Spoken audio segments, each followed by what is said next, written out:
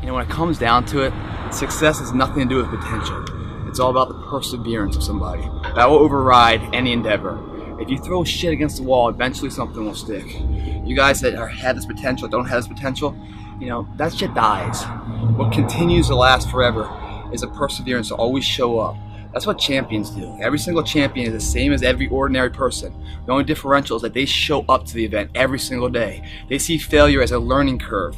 They welcome failure. You learn more from failure than you ever will from success.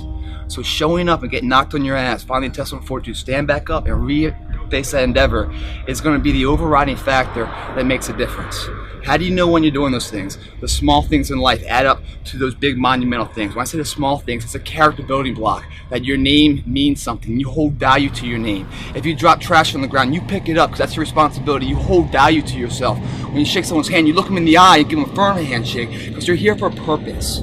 Everything you do to the best of your ability. It doesn't matter what you're doing, it's the fact that you're doing it, so therefore it means something to you. And that's the perseverance, showing up every single day.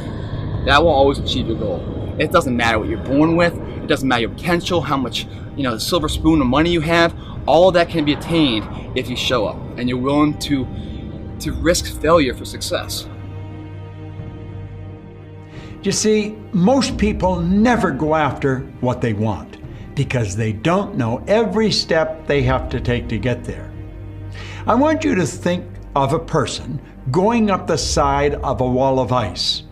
Now, the only rule for reaching a goal that you have to know is knowing where you're going and knowing that you're going to get there. You do not have to know how you're going to get there. You just have to know the first step to take. And when you take that step, you're going to find that your conditions, your circumstance, and environment will change. Then you see how you have to make the next step. It's a matter of adapting all the time. You only have to know two things. You have to know where you're going, and you have to know that you're going to get there. You've got to see it in your mind. Now, this is the beautiful scenario. This is what it's all about. Save that in your mind and think of it often. Think, every time you think of your goal and you're trying to figure out how you're going to do it, what's the next step? That's all you really have to know. One step at a time. I want you to know that you're blessed and highly favored, and that as you go toward the future, begin to know that you have greatness within you.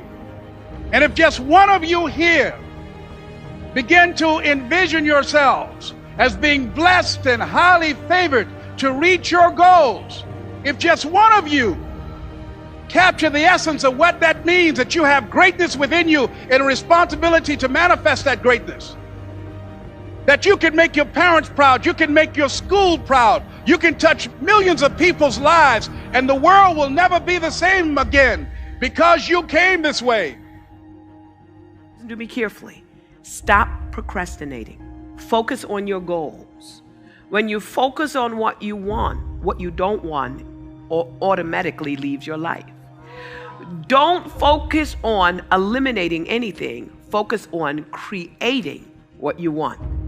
So you're either going to spend all your energies eliminating what you don't want, or you spend your energies creating what you want. We all have alibis. We're all busy. Busy doing what? I'm going to challenge you. Stay focused on your goals. And if you don't have goals, write your goals. Where should your goals come from? Your goals should come from your vision. Where should your vision come from? Your vision should come from your purpose. If you don't know what your purpose is, you're not going to have a vision. If you don't know what your vision is, you won't have the right kinds of goals. And so that means that you're going to be busy like the rat in the rat race. And your next year is going to look like your last year.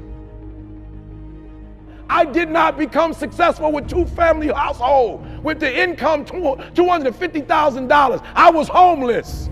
I was knocked out. I was kicked out of school. I was told never to return. I did this in the midst of trials, in the midst of tribulations. Nobody gave me this. I earned it. Life wasn't a crystal stair for me. Didn't nobody give me a network. I earned a network. I know Warren Buffett because I worked my way to Warren Buffett. I worked my way to Dan Gilbert. I worked my way to the NBA. I worked my way to the NFL. Everybody say, E, how did you crack the code? I grinded my way through the code. That's how I cracked it. I got up every day at 3. At Monday I grind, Tuesday I grind. When I don't care what the economy is doing. I don't care who the president is. I don't care who the governor is. I don't care who the mayor is. My mama ain't counting on the governor. My wife ain't counting on the president of the United States of America. My wife ain't counting on the mayor. My wife ain't counting on the commissioner. My wife counting on me. When I walk out that house, she's counting on me to bring home the bacon. I have to tell each and every one of you that it doesn't matter how old you are, how young you are, your age, you can achieve anything that you set your mind to. And I always say, if I can do it, anyone can do it. And the reason that I always say that, because I didn't grow up with things being handed to me. I had to work hard, I had to dedicate myself, and I had to be determined, and I was. Even outside of sport, it could be education, it could be business, it could be anything. It requires discipline and hard work and determination, and most importantly, it requires self-belief, because like me, some people might not believe in you, but you have to believe in you. And sometimes you're going to be your own cheerleader, and you have to be your biggest and your best cheerleader. So to all you young athletes, take that to heart and never stop believing in yourself, and really always support who you are.